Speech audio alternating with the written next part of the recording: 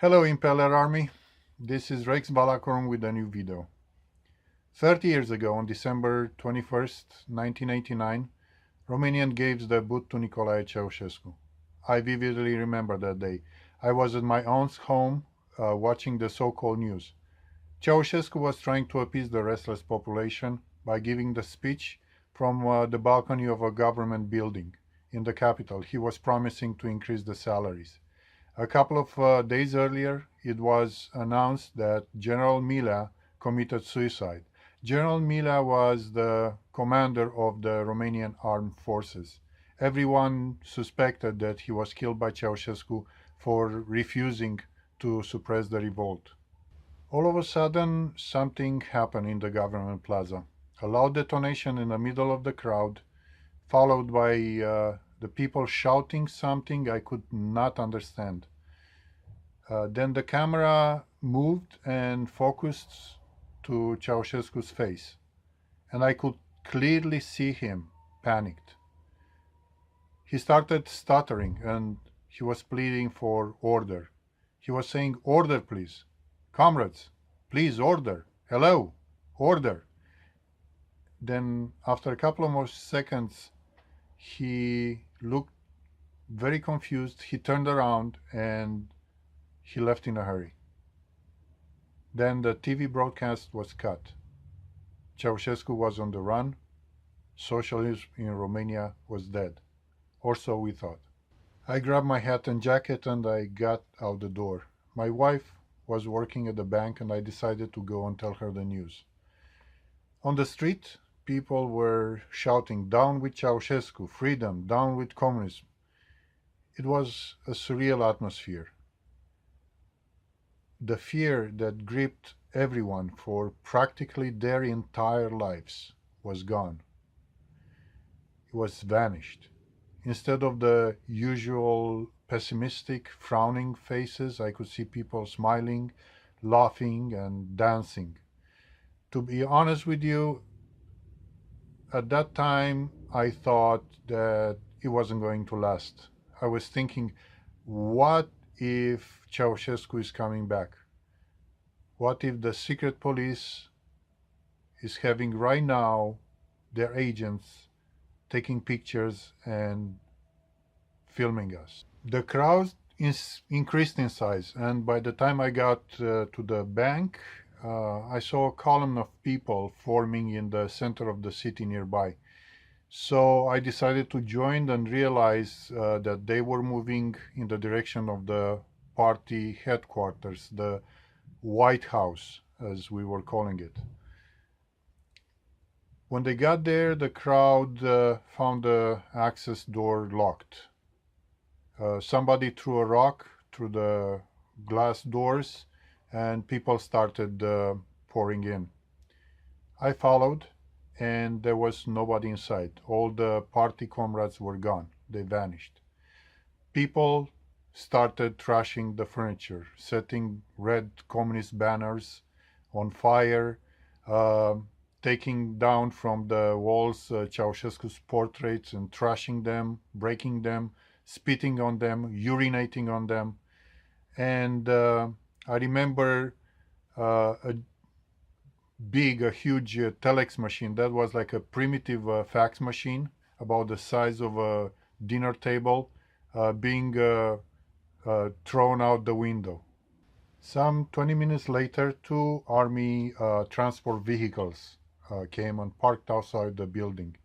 The soldiers inside got out and with smiling faces started throwing the V for victory sign with their hands. And people started shouting, "Armata e cu noi." That means the army is with us. The trashing of the party headquarters continued for maybe 20 minutes, half an hour, practically until the moment that was nothing left to break, set on fire, and spit on. And that's when somebody came with the idea to move to the secret police headquarters, which was about 2 kilometers away. We marched for about an hour on the streets and we arrived at the building of the secret police, but we found we weren't the first crowd to arrive there. There were already people inside the building, and the windows were open. Millions of sheets of paper were flying through the windows like snowflakes in a winter storm. Those were the secret police files, the records they kept on us, the tabs the recordings of our lives, the informer notes, everything the secret police knew about us was coming down in a blizzard of white paper sheets flying through the air.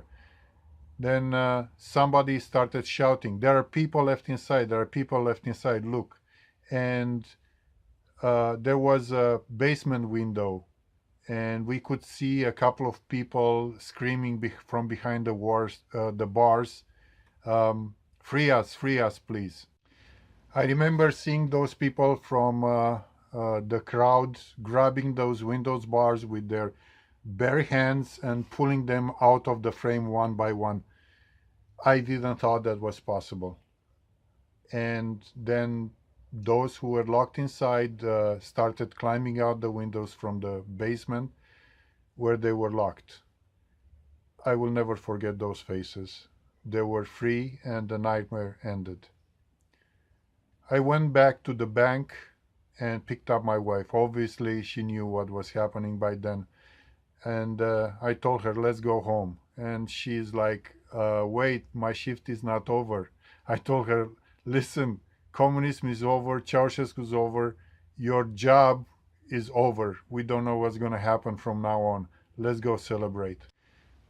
So we went home and watched the people continuing to pour in the streets of the capital, Bucharest, for some time. And by that time, the Romanian television was out of the hands of the regime.